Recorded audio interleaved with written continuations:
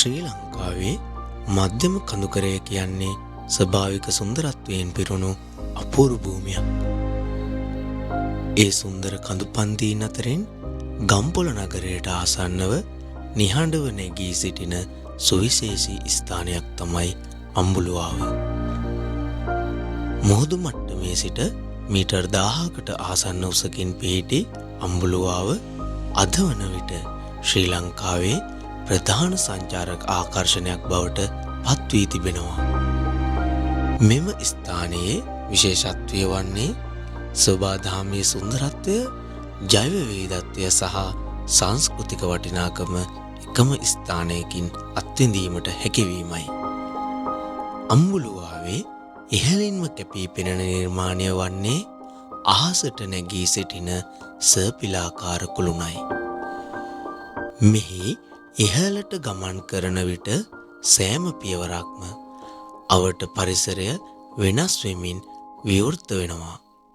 ඉහළට ළඟා වූ විට මධ්‍යම කඳුකරයේ විහිදී ඇති කඳු වැටි, හරිත වනාන්තර සහ සුන්දර භූදර්ශන එකම දර්ශනයකින් දැක ගන්න පුළුවන්.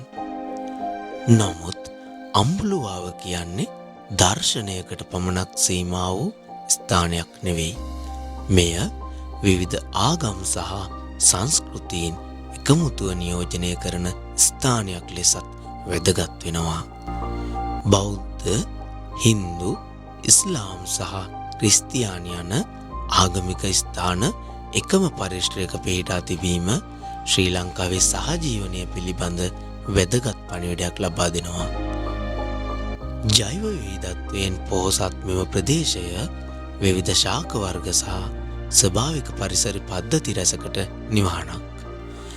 අම්බුලුවාවට පැමිණ සෑම සංචාරකයෙකුටම ලැබෙන්නේ සාමාන්‍ය සංචාරකයකට වඩා වෙනස් වූ අත්දැකීමක්. කඳුකරයේ සිසිල් සුළඟ, මීදුමෙන් වැසුණු පරිසරය සහ නිස්කලංක බව මෙම ස්ථානයට සුවිශේෂී ආකර්ෂණයක් එක් කරනවා. ඉතිහාසය, සංස්කෘතිය සහ සෝබාදහමට එකට එක් වූ අම්බුලුවාව ශ්‍රී ලංකාවේ සුන්දරත්වය සොයා යන ඕනෑම සංචාරකයෙකු අනිවාර්යෙන්ම අත්විඳිය යුතු ගමනාන්තයක්.